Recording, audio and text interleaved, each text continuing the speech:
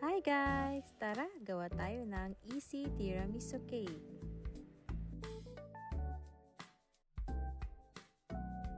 Oh, hindi tayo magkakape ha. Malalaman mo kung saan natin yung gagamitin mamaya. Instead of instant coffee, nagburo ako ng kape para mas matapang. Yung kaya-kaya paglaban, mga ganon.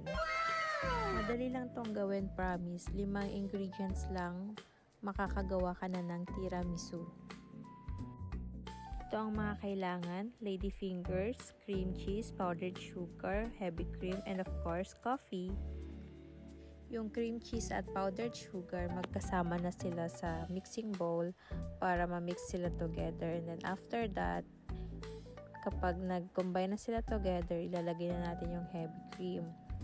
And then mix-mix lang hanggang sa maging smooth ang texture. Kailangan din nating haluin yung butter natin para even yung pagka-smooth niya. So, ayan, okay na to. Pero hindi dyan natatapos ang lahat. So, habang nagmi-mix ka, dapat nire-ready mo na din yung mga kailangan mo. O tara, assemble na natin.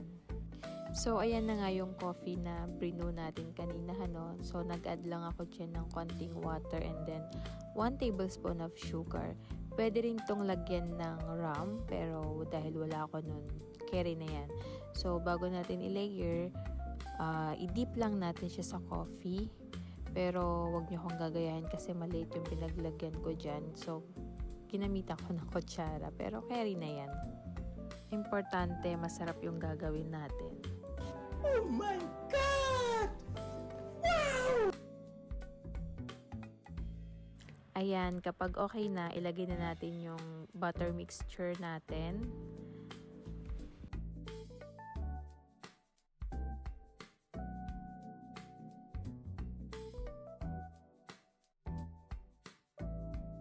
Same process lang ha, kapag okay na yung mixture, maglagay tayo ulit ng lady fingers. Sa pagdidip pala ng lady fingers, dapat hindi siya maging saggy, yung katamtaman lang. Alam nyo na yan, malaki na kayo.